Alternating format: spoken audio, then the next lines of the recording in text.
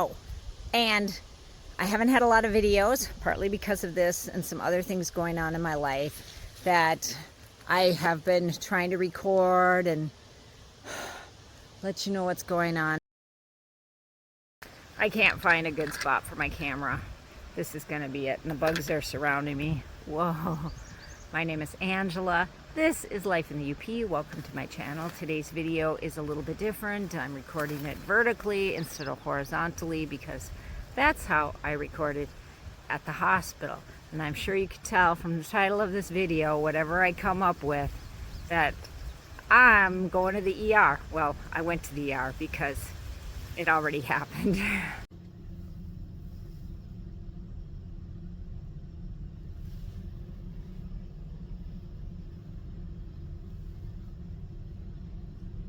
Hopefully I'm okay. Let me tell you what happened. I woke up one morning. I didn't get out of bed. I had a migraine headache. I told Dutch, I'm just gonna try to sleep it off. He came to give me a hug. He rested his head on my chest, and then he got real quiet. And I'm like, what's going on here? And he said, I think your heart is skipping a beat. I'm like, what? Yes. So he's listening again. Your heart is skipping a beat. Okay, well, anything that has to do with the heart is scary, right? Yeah. So I'm like, okay, so I start taking my pulse. I'm like, my heart did skip a beat. Okay, I'm hooked up to the EKG machine. And they are real. Dutch can see them showing up on the screen. And I was checking my pulse at the same time. So now I guess we just wait. I guess the doctor's gonna come in and talk to us at some point. I don't know. I don't know what to expect. Anyway, so I'm like, do I need to go to the hospital? Do I need to call my doctor? The heart's a pretty important organ. If your heart's skipping a beat, something's going on there. I'm still hooked up to the machine. I was taking some pictures, and Dutch says, what's the goofy smile for? I mean, how are you? You're supposed to be glamorous. Ha-ha. I gotta swing my hair, but I can't. Like the commercial. Ha-ha. It was a Saturday. Of course, it was a Saturday. Everything always happens on a Saturday when your doctor's not available. So I do the next best thing. I send a message to my siblings and I say, my heart is skipping a beat. It's going thump, thump, thump, thump, thump, thump, thump, thump, thump, thump, thump, thump. They said, oh, that's not good. So I called the on-call nurse line and I left a message and I told my aunt. She said, oh dear. And I said, why? She said, because they're going to tell you to go in. Got the call back from the nurse.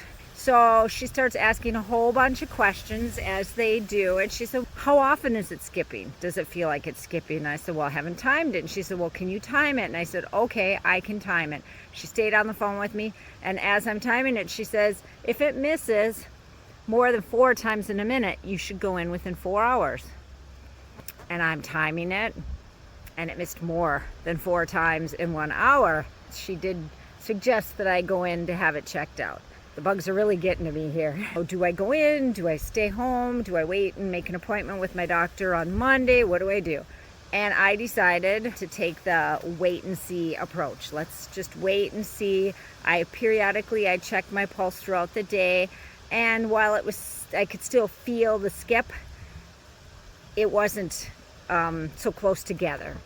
Well, that evening, like 10 o'clock, I'm sitting at the table. I'm taking my pulse, and again, it's like 5 missed beats in less than a minute, you know, and it seemed to be getting closer. I just thought, it is 10:30 at night by that time. Dutch is on board with whatever I decide to do. So finally I told Dutch, I said, I can just go in by myself. You don't have to go in. But of course, he went in with me because, you know, he's a good guy that way.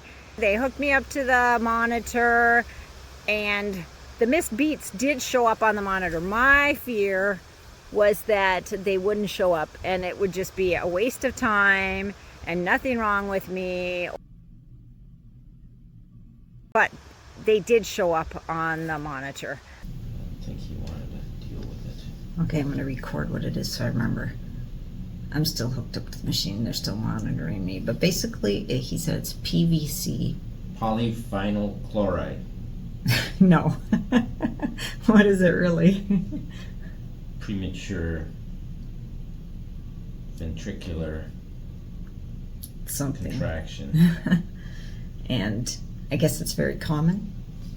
And he also said that, yeah, you feel it more when you're not doing anything. So like when you go to bed and you lie down, and the doctor said he has the same issue. So I said they're doing some blood tests, but unless something comes back really, what was the word he used? Not wonky, but that's the word I'm using, then they're gonna let me go. But Bizarre. That's not the word he used, but anyway, something not normal. More not normal than this. Well, they can check with the chemicals that are released in your body to see if you've had some kind of heart attack already or not. Oh my god. Anyway, so I've got this lovely, what do you call it, in my vein here. So if they needed to draw more blood. Tube. It's a plastic tube, but it feels like a needle in there. No needles. No, but it feels like a needle. Maybe that's why it hurt more than a needle, because I've had blood drawn before, and the needle goes in, and they draw the blood and pull it out, but he said it's not a needle, but it sure feels like a needle in there. But maybe that's why it hurt more, because it's not a needle, it's a piece of plastic. So it's like I thought from the beginning that I'd come in and find out that It's nothing. It's nothing, I'm fine. Oh, I mean, it is something, but it's not something. But I didn't know till I came in, so now I can go home and I can sleep well and not worry about it, even though my heart is... You can't go home and go to sleep. Why not? Because the night will be all gone. Yeah. There's Dutch.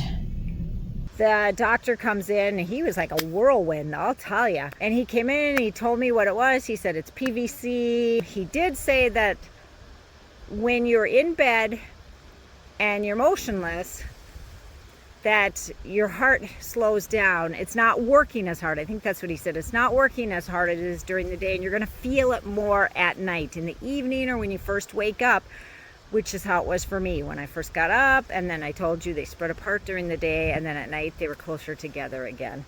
And I said, so I'm going to live with this. It's not going to kill me. So here's what he told me. He said, when I don't feel it, the blood is still flowing. My blood is still pumping. It's just getting a signal, and it's trying to beat ahead of time. I don't know. I think I put a description down on what it means. You can look it up, PVC. And so the blood is still flowing, but it's not as strong. The beat isn't there the way it should be. He told me a lot of information, and I tell you, this guy was a whirlwind, and it was coming out fast and furiously, and he told me all the things that I should do to not trigger it. No caffeine, no smoking, no drinking, no, I don't know, drugs, that kind of thing. But I'm not doing any of those things. So he's just like, he didn't know why I was suddenly having this heart arrhythmia where my heart is missing a beat.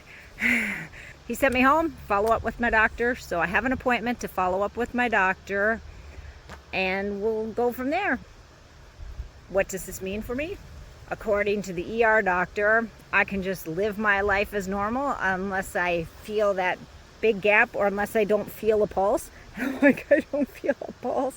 But when it feels like it's skipping a beat, I don't feel a pulse, even though, I've got all these bugs in my hair, even though the blood is still flowing. So, I don't know. Do any of you guys know anything about PVC? Heart condition?